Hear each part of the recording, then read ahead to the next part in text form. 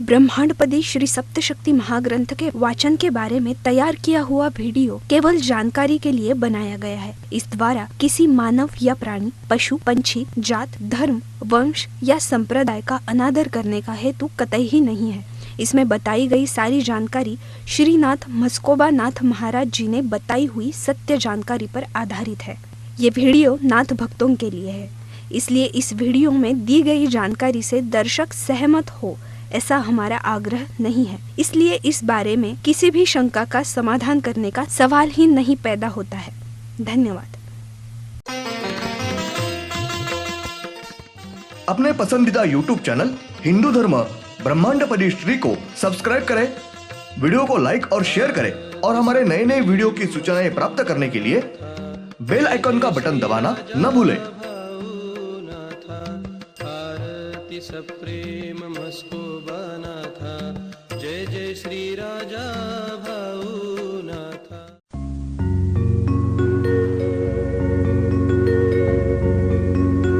ओम नमः शिवाय। ब्रह्मांडपदी श्री शिव शंभो राजा रामेश्वर श्रीनाथ मस्कोबानाथ प्रसन्न। ब्रह्मांडपदी श्री शिव शंभो राजा रामेश्वर महाराज उर्फ राजा भाऊनाथ प्रसन्न। ओम नमः शिवाय। जय देव जय देव जय काल भैरव, जय देव जय देव जय काल भैरव। भद्र केदारनाथाला उत्पन्न झाले, काळ भैरवनाथ नामे प्रसिद्ध झाले। जय देव जय काल भैरव, जय देव जय काल भैरव। ओम भूर्भुर्गव आदिशक्ति ब्रह्मांडच्च दिव्यशक्ति प्राप्त्यर्थ्यच्च परमेश्वराय नमेन। गायत्रीयं कालभैरव दिव्यशक्ति नमो शिवाय। ब्रह्मांडपदी श्री सप्तशक्ती महाग्रंथ, ब्रह्मांडपदी श्री सप्तशक्ती महापंथ। सत्य हाच धर्म, जसा खवळलेला समुद्र, जसा पूर्ण आकाश, जसा सूर्य, तसा मी। पिछले यानी भाग 12 में हमने देखा कि रात के ठीक 12 बजे हुए होते हैं। जब प्रकाश धीरे धीरे नीचे की धरती पर पड़ता है तो सूर्य की किरणें नीचे की धरती पर फैलने लगती है, भोर होने लगती है। जब ग्रह पूरी तरह से सूर्य के पश्चिम की ओर के सिरे के नीचे आता है और वहीं रुक जाता है तो नीचे पृथ्वी पर पूर्ण प्रकाश यानी सूर्य की तीव्र किरणें होती है। जब ग्रह पश्चिम की ओर रुकता है तो नीचे पृथ्वी पर दोपहर के ठीक 12 बजे होते हैं। इस ग्रह को सूर्य के नीचे पश्चिम से वापस आने में और रुकने में लगभग 12 घंटे लगते हैं। ये ग्रह तुरंत पश्चिम से सूर्य की ओर बढ़ना शुरू कर देता है तो सूर्य की किरणें इस ग्रह पर अटक जाती हैं, जिससे सूर्य की किरणें पृथ्वी पर नहीं फैल पाती हैं। जैसे ही ये ग्रह सूर्य के नीचे धीरे धीरे चलता है, नीचे की धरती पर अंधेरा छाने लगता है, रात होने लगती है और ये ग्रह पूरी तरह से सूर्य के नीचे आकर रुक जाता है। तब पृथ्वी पर बराबर रात के 12 बजे हुए होते हैं। इस ग्रह को सूर्य के नीचे पश्चिम से वापस आने में और रुकने में 12 घंटे लगते हैं। अब भाग 13। जब ये ग्रह सूर्य के नीचे तल में होता है तब मध्य रात्रि के ठीक 12 बजे होते हैं। इसके बाद ग्रह धीरे धीरे सूर्य की ओर अर्थात पूर्व की ओर बढ़ना शुरू कर देता है और सूरज की किरणें नीचे धरती पर फैलने लगती है। भोर होने की शुरुआत होती है।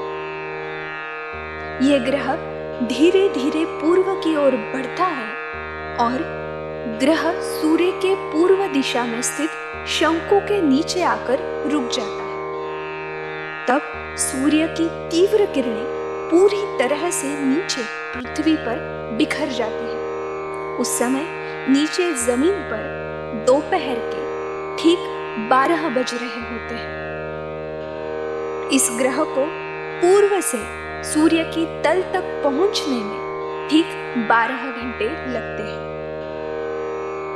ये ग्रह सूर्य के पूर्व दिशा के शंकु के नीचे रुकता है। वहां से ये ग्रह सूर्य के नीचे धीरे धीरे वापस नीचे की ओर खिसकने लगता है। उस समय सूर्य की तीव्र किरणें फंसकर ढकने लगती है। नीचे धरती पर अंधेरा उतरता है। रात ढलने लगती है और ये ग्रह धीरे धीरे सूर्य की तल में आ रहा होता है। जब ये ग्रह सूर्य के नीचे पूरी तरह से रुक जाता है तो नीचे की धरती पर आधी रात के ठीक 12 बज रहे होते हैं और पृथ्वी पर पूरी तरह से अंधेरा हो जाता है। इस ग्रह को सूर्य के पूर्व दिशा से सूर्य के नीचे आने और रुकने में कुल 12 घंटे लगते हैं। जब ये ग्रह सूर्य के तल में होता है तब नीचे पृथ्वी पर आधी रात के ठीक 12 बजे हुए होते हैं। ग्रह तुरंत सूर्य के नीचे धीरे धीरे पश्चिम की ओर बढ़ना शुरू कर देता है और जब ये ग्रह पश्चिम की ओर जाता है और रुकता है तो दोपहर के ठीक 12 बजे होते हैं। इस प्रकार श्री आदितेज शक्ति ग्रह का कार्य घड़ी के नीचे एक लोलक के समान है और वो दोनों सिरों से समान रूप से घूमता है।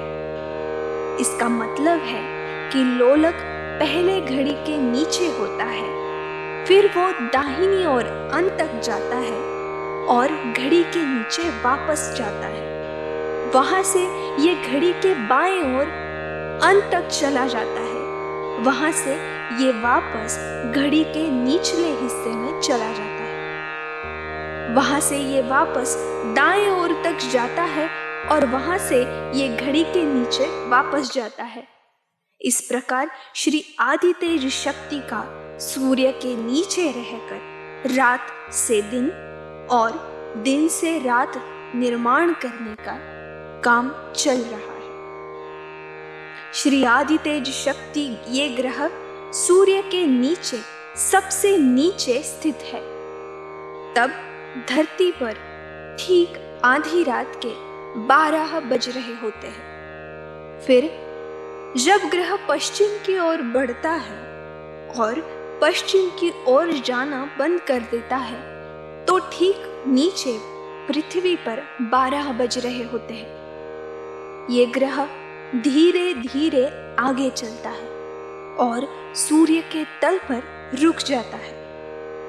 फिर वापस आधी रात के ठीक 12 बज रहे होते हैं। इसका मतलब है कि इस ग्रह को सूर्य के नीचे से पश्चिम की ओर जाने में ठीक 12 घंटे लगते हैं और वहां से आने में ठीक 12 घंटे लगते हैं। इस प्रकार कुल 24 घंटे। इस ग्रह को सूर्य के नीचे से पूर्व की ओर जाने में और सूर्य के तल पर वापस आकर रुकने में यानी जाने में ठीक 12 घंटे लगते हैं और वहां से वापस आने में ठीक 12 घंटे लगते हैं। इस तरह 24 घंटे का समय लगता है। इस तरह ये ग्रह सुबह, दोपहर और शाम को धरती पर निर्माण करने का काम कर रहे हैं। श्री तेजस्वी ब्रह्मांड शक्ति ने सारी शक्तियों को बताया। श्री आदितेज शक्ति का मुख जब पश्चिम की ओर होगा, उस समय नीचे पृथ्वी पर मनुष्य हर सुबह पूर्व में उगते हुए सूरज को देखेगा, जैसे सूरज उगता है। और जब श्री आदितेज शक्ति ये ग्रह पूर्व दिशा में होगा, तो नीचे पृथ्वी पर सूर्य हर शाम पश्चिम की ओर डूबता दिखाई देगा। उसी प्रकार पशु पक्षी, जीव जंतु, साथ ही अन्य जानवरों, चींटियों आदि आत्माएं पूरे ब्रह्मांड के वातावरण में घूम रही है। इन आत्माओं में बहुत कम संख्या में शांत चित्त होते हैं, जैसे कि जो किसी को परेशान नहीं करते हैं। उसी तरह काफी हद तक अतृप्त, असंतुष्ट आत्माएं क्रोधित और भटकती हैं, जिसका अर्थ है कि इन आत्माओं के मन में इच्छाएं अधूरी रह जाती है। उदाहरण के रूप में दुर्घटना में मृत्यु, आकस्मिक मृत्यु आदि। सभी प्रकार की मृत्यु के साथ पक्षी, साथ ही पशु देवताओं के सेवकों के सामने मनुष्यों द्वारा किए गए अन्य पशु बलि, इनकी अतृप्त, असंतुष्ट आत्माएं, ऐसी सभी प्रकार की आत्माएं हैं। ये सभी आत्माएं ब्रह्मांड के वातावरण में भ्रमण कर रही है।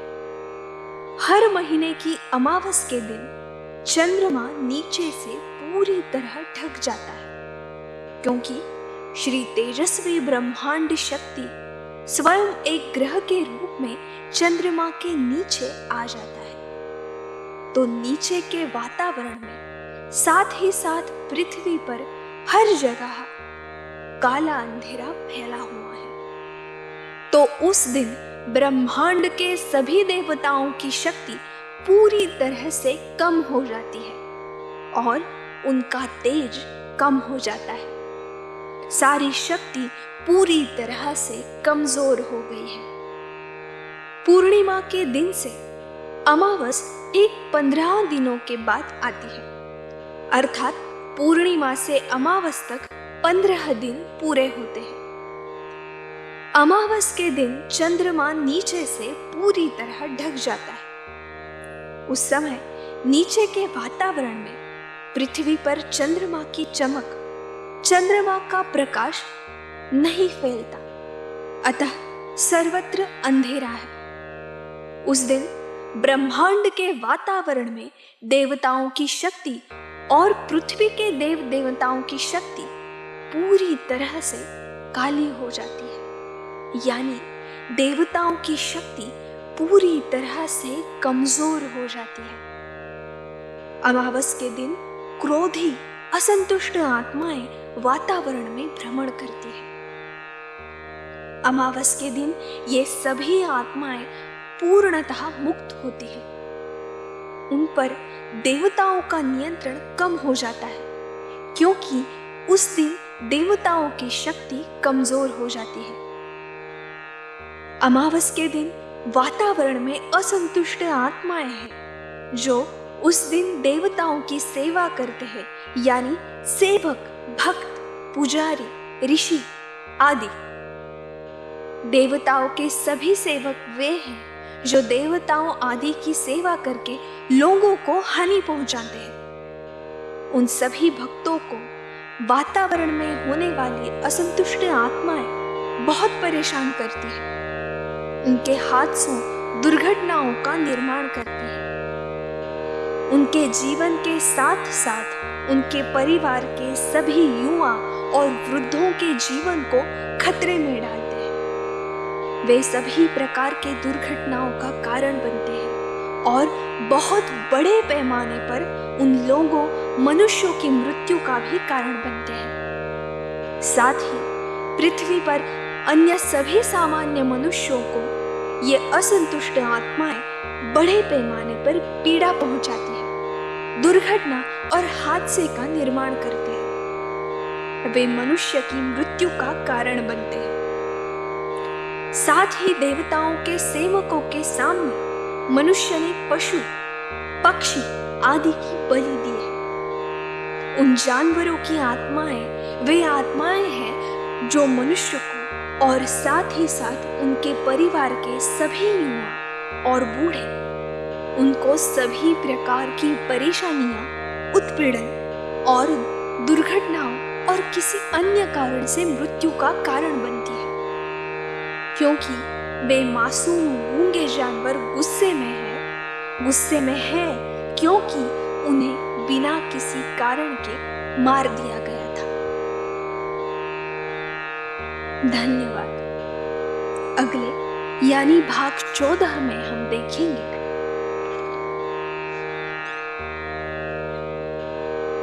अमावस के दूसरे दिन से चंद्रमा थोड़ा थोड़ा नीचे से साफ हो रहा है।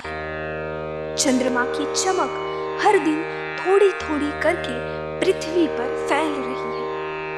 उस समय अमावस के दिन से देवताओं की दुर्बल शक्ति प्रतिदिन थोड़ी थोड़ी मुक्त हो जाती है। देवताओं की शक्ति तेज हो जाती है। हर दिन चरण के साथ उनकी ताकत बढ़ती है। इसलिए वातावरण में अतृप्त, असंतुष्ट आत्माओं पर देवताओं का नियंत्रण दिन ब दिन बढ़ता जा रहा है। फलस्वरूप उनकी पीड़ा, पृथ्वी पर मनुष्यों का उत्पीड़न दिन प्रतिदिन कम होता जा रहा है। ओम श्रीनाथ मस्कोबानाथ श्री राजा भावनाथ प्रत्यक्ष येऊनी अवतारात श्री राजा भावनाथांचे गुरु श्रीनाथ मस्कोबानाथ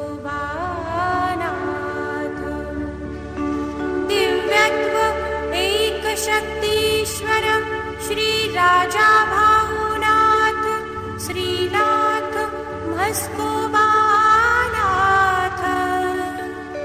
तिन्ही एक संकट व विचार करुनी 33 कोटी देवतांचा गुरु श्री शिव शंभो राजा रामेश्वर श्री राजा भावनाथांचा प्रत्यक्ष अरण्येश्वर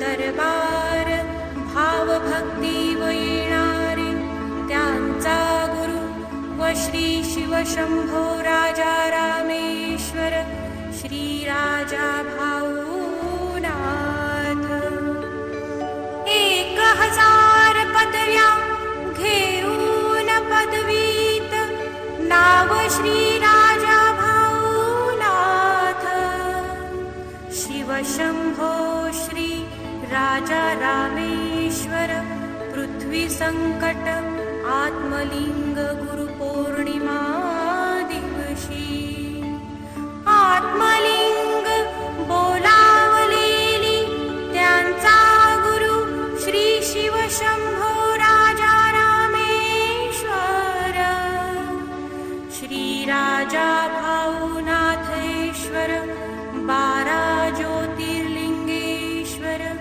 12 ज्योतिर्लिंग शिव शंभो राजा रामेश्वर नवनाथ प्रकाश ह्या काळात घडलेला नवनाथांमधला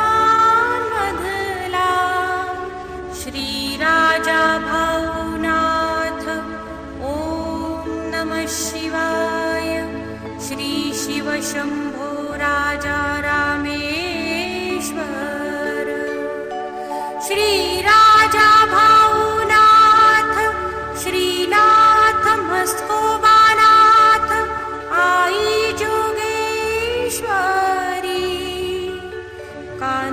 कान्हुबाईश्वरी श्री काळ भैरवनाथ तात्या महाराज पुण्येश्वरी दरबार येऊनी ब्रह्मांडपदी श्री शिव शंभो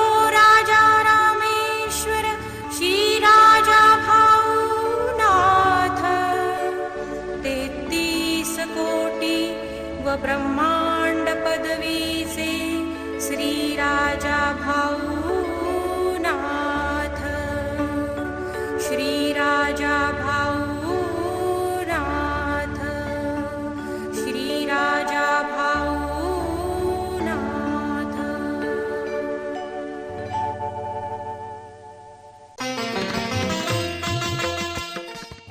अपने पसंदीदा YouTube चैनल हिंदू धर्म ब्रह्मांडपदी श्री को सब्सक्राइब करें, वीडियो को लाइक और शेयर करें और हमारे नए नए वीडियो की सूचनाएं प्राप्त करने के लिए बेल आइकन का बटन दबाना न भूलें।